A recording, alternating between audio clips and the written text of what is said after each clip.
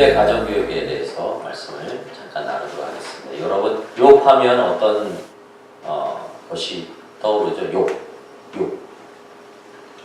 욥이라는 성경 인물을 보면 뭐가 떠올라요? 욥하면 대표적으로 고난, 그렇죠? 또 의로운 자. 욥을 대표하는 것은 첫 번째가 의로운 자예요. 두 번째가 고난을 이겨낸 자. 이 두 가지가 욥을 대표하는 성경의 브랜드예요. 자, 그 첫 번째로 욥은 의로운 자라고 했어요. 의로운 자. 그래서 나중에 어떻습니까? 사단이 하나님으로부터 항소하죠. 저는 의로운 자가 아닙니다. 하나님이 봐주고 있기 때문에 의로운 자가 되는 것입니다. 저 욥이 고난이 임하면 하나님을 욕하고 하나님을 저주하고 버릴 것입니다. 그래서 하나님 뭐라 그래요? 좋다, 해보자. 대신 생명을 건들지 마. 욥이 하루아침에 자기 아들들, 딸들, 그리고 자기 집도 완전히 날아갔어. 산산조각이 났어. 그리고 욥에게는 어떻습니까? 엄청난 피부병이 돋았어요. 그래서 기와장으로 자기 피부를 긁을 정도였습니다. 그런 고통만 있었어요? 육체적인 고통뿐만 아니라 이 소식을 들은 욥의 친구들이, 3명의 친구들이 왔죠. 그래서 욥과 변론해요. 여러분, 지금 육체적으로도 힘들고 내 자식과 하루아침에 재산이 완전히 산산조각 났는데 친구들이라고 와서 위로해 주는 것이 아니라 뭐라 그러냐면, 너가 분명히 잘못을 했기 때문에, 너의 죄 때문에 이렇게 고난을 당하는 거다. 너 하나님께 회개하라. 아니다, 여러분, 그게 아니다. 그 세 친구가 변론하는 게 거의 중간장을 봅니다. 너무 괴로운 거예요. 육체적인 고난과 함께 정신적인 고난도 엄청나게 당하는. 욥이 그래요. 고난을 그렇게 당해요. 여러분, 저와 여러분 같았으면 벌써 포기하고 그 친구들 욕하며 목숨을 끊을 수도 있어요. 자살을 시도할 수 있어요. 충분히 그래요. 그리고 욥은 그 친구들과 변론이 끝난 다음에 하나님 앞에 이제는 어떻습니까? 묻기 시작하죠. 왜 이럽니까? 나의 삶이 왜 이럽니까? 하나님 계시지 않는 것입니다. 그러니까 하나님을 저주하진 않았어요. 버리진 않았어요. 아픔의 고통을 가지고 하나님께 알아줘. 그래서 하나님은 욥에게 어떻습니까? 더 큰 하나님의 살아계심과 하나님의 그 역사하심과 하나님의 깊은 전능하심과 하나님의 깊은 모습들을 보여주시고 깨닫게 하셔요. 그리고 다시 욥을 일으키십니다. 이전보다 더 풍성하게 욥에게 축복을 주십니다. 물질의 축복 2~3배로 하나님께서 주시나요. 이게 욥의 스토리예요. 여러분 잘 알고 있죠? 욥의 스토리. 자, 그런데 오늘 1장 1절부터 5절 말씀, 욥은 의로운 자다, 의로운 자, 또 고난을 이겨낸 자라고 표현하는데, 오늘 말씀은 의로운 자의 포인트를 맞춰서 여러분과 말씀을 나누기로 합니다. 의로운 자.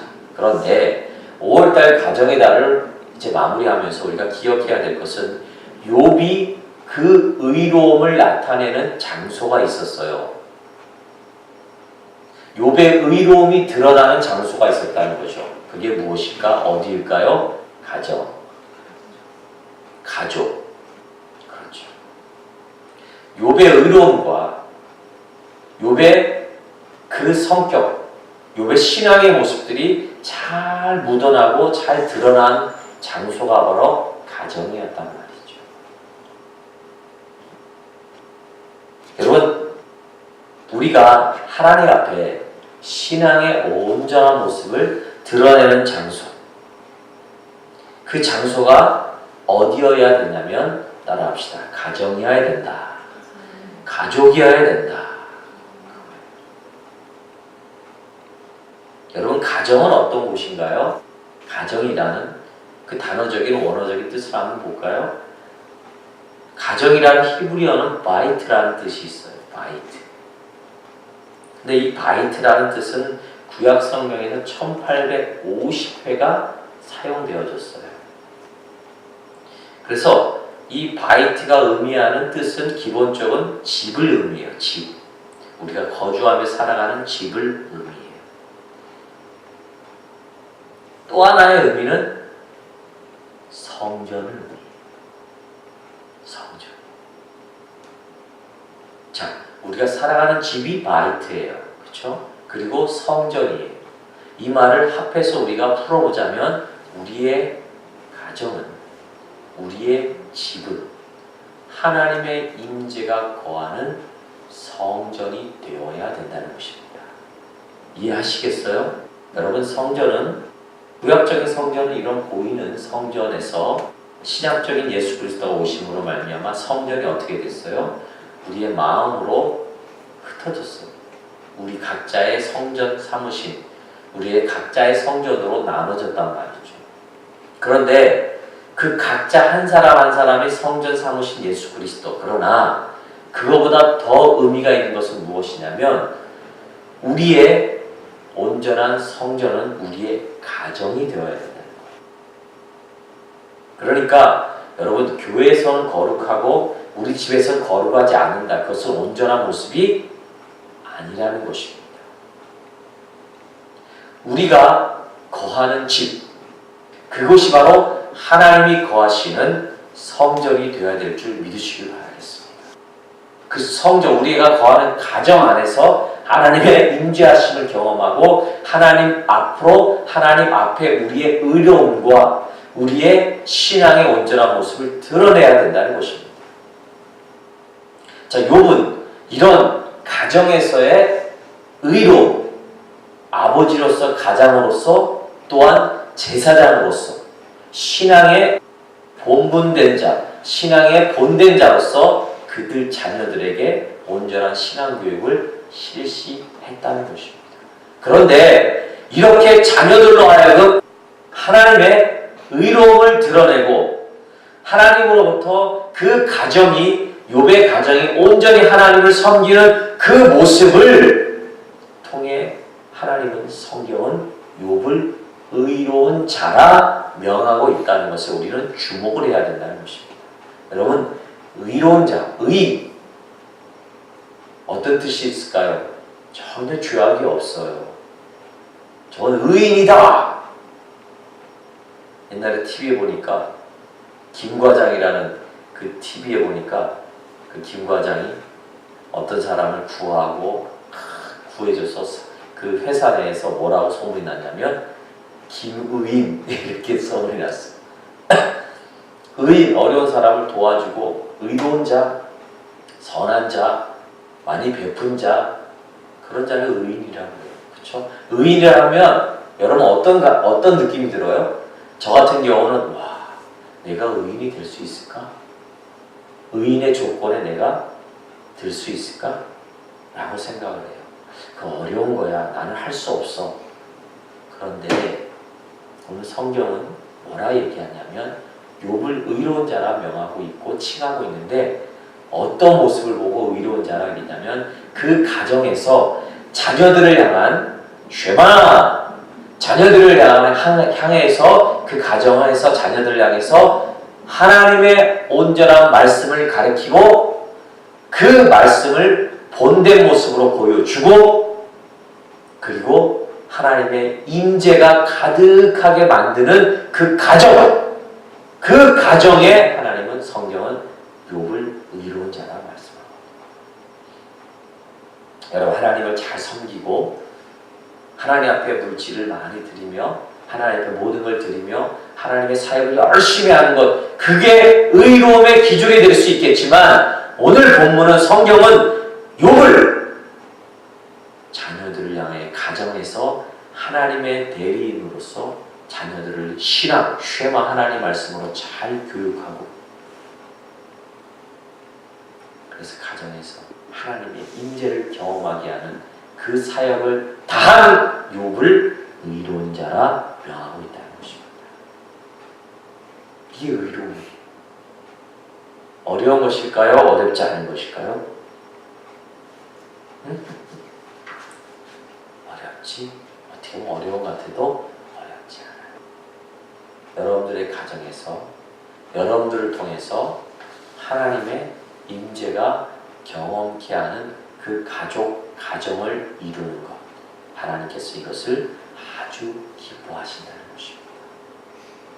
여러분, 이 사실을 꼭 기억하셔야 돼요. 그래서 앞으로 여러분들 부모가 되고 아버지가 되고 엄마가 될 것이에요. 자녀들을 어떻게 양육시키고 그 가족이 형성된 그곳에서 어떻게 파이트, 집, 하나님의 성전된 곳을 온전히 이루어 나갈 수 있을 것인가, 이걸 고민해야 됩니다.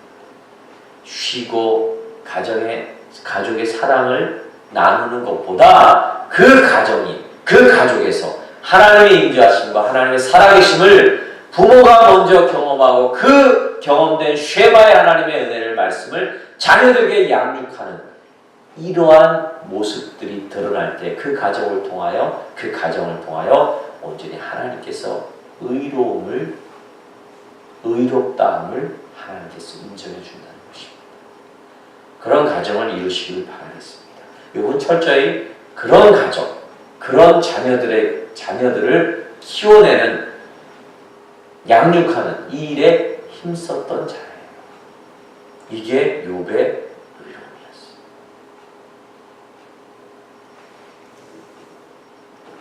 그래서 사도 바울이 이런 말씀을 하죠. 에베소서에 보면, 야, 부모들아, 자녀들을 양육할 때 하나님의 말씀으로 양육해야 된다.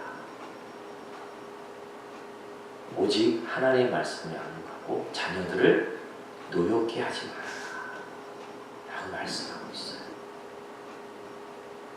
근데 우리는 가정에서 어때요? 여러분들 부모님들 어때요? 화를 많이 내죠. 뭐 시켜! 뭐 시켜! 그래요. 목사님부터 그 부분을 자신 있게 얘기할 수 없어요. 말을 잘 안 듣거든요.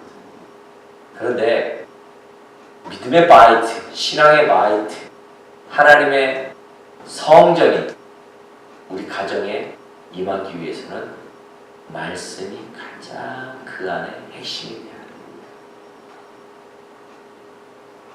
자, 저 보세요. 근데 욥은 그냥 하나님의 말씀을 그냥 있는 그대로 자녀들에게 가르쳤을까요?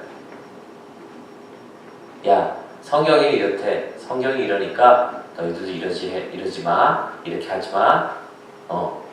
지식적으로 자녀들에게 하나님 말씀을 양육하고 가르치라는 말씀의 의미가 아니에요, 사도 바울은. 중요한 포인트가 여기 있어요. 뭘까요? 욥은 철저히 제사장 역할을 가정에서 했어요. 뭐예요?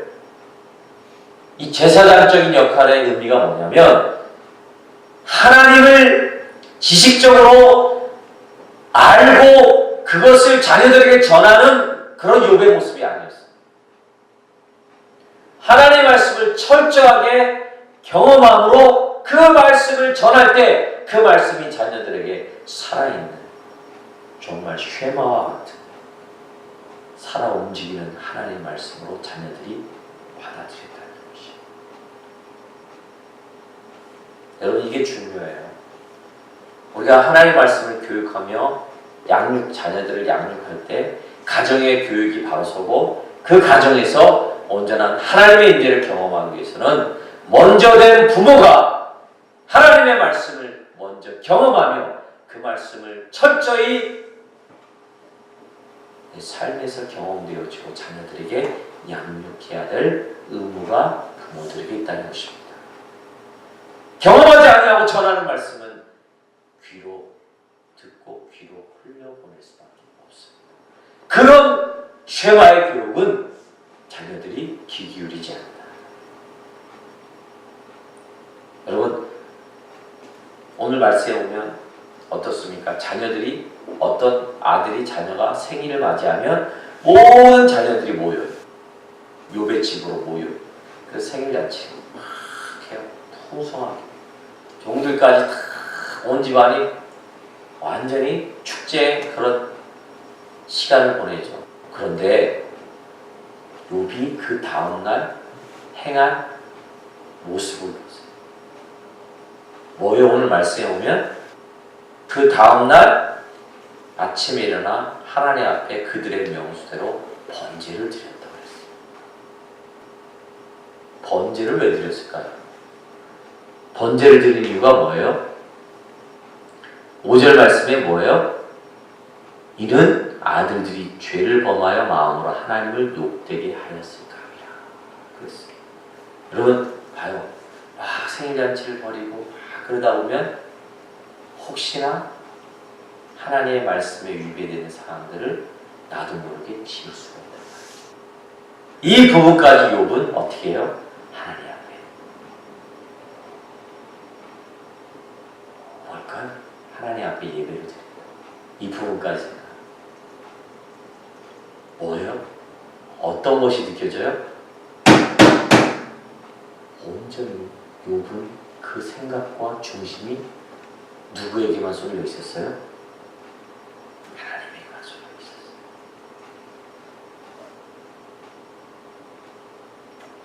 여러분 재산이 엄청나게 많아요. 자녀들도 화목하고 부족함이 없어요. 그렇다면 사람이라면 흠집 하나님을 잃어버릴 수 있어요. 그런데 욥은 그러하지 아니했어요. 도리어 죄를 지었을까봐 하나님 앞에 번제를 드렸어요. 번제를 드렸다는 것은 all life time, 온전한 욥의 시간에 하나님이 굳건히 자리 잡고 하나님만 바라는 그 신앙의 모습을 보여줬다는 거예요. 이 모습을 누가 다 봤을까요? 욥의 자녀들이 봤다는 것이죠. 이게 온전한 하나님의 임재가 구하는 바이트, 하나님의 집, 즉 우리들의 집이 되기를 예수 이름으로 축원드립니다. 이 가정을 우리는 이 가정을 이루어야 된다는 말이죠. 거기에 가장 첫 번째로 정말 중요한 사람, 존재는 누구냐면 한 집안의 가장이 아버지란 말이죠. 여기 욥의 아내가 나와요? 안 나와요? 1장 1절부터 5절까지 욥의 아내가 나옵니까? 안 나옵니까? 안 나와요. 성경은 왜 욥의 아내가 안 나왔을까요? 왜 쓰지 않았을까요? 욥의 아내가 등장한 때가 어느 때예요? 욥을 저주하고 욥을 버릴 때 욥의 아내가 나왔다. 그러면 가정에서 아버지만 잘하면 되겠네? 난 여자니까 내가 결혼하고 나서 나는 아무렇지도 아니에요. 이게 신학적으로 넘어오면 부모라는 말씀으로 다시 해석이 돼요. 자, 여러분, 욥의 가정교육은 철저한 하나님의 집, 하나님의 임재가 거하게 하는 그러한 가정교육으로 욥이 그렇게 자녀들을 교육시켰다는 것이에요. 그러한 욥을 성경은 의로운 자라 말씀하고 있습니다. 그런 욥을 통하여, 가정을 통하여 하나님께서 베풀어 주신 축복이 뭘까요? 따라합시다. 첫 번째로 욥의 자녀들은 화목했다. 화목했어요. 화목의 축복을 줬어요. 하나님께서.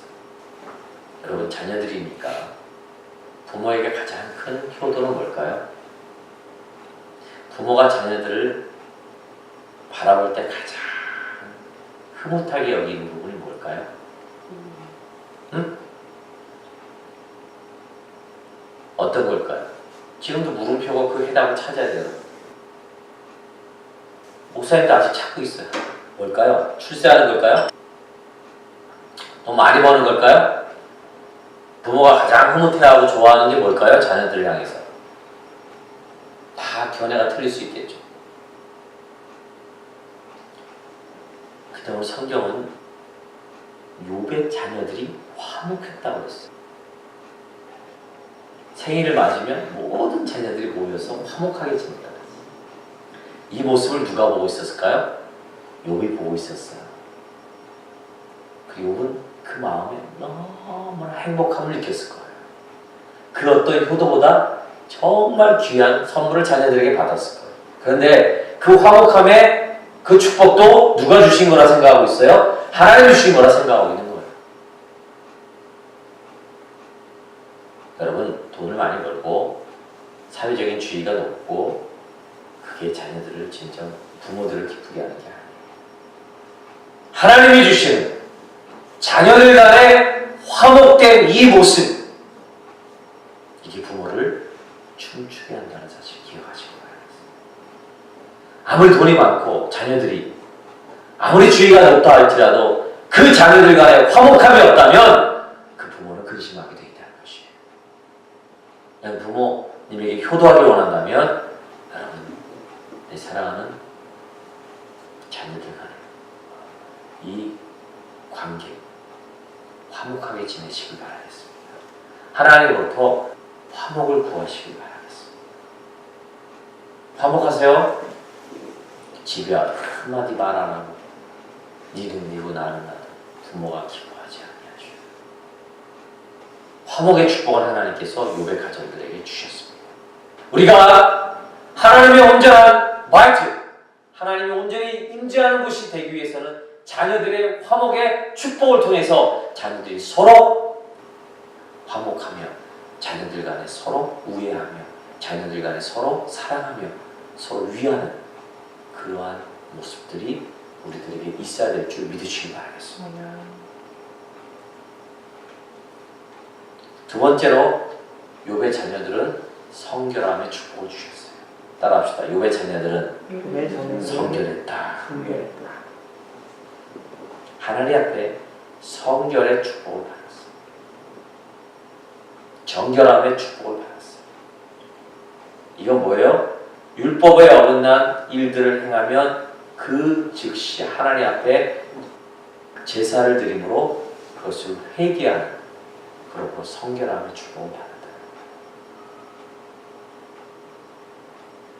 여러분, 하나님 앞에 죄를 깨닫고 죄를 발견하고 회개할 수 있는 것도 축복임을 기억하시기 바라겠어요.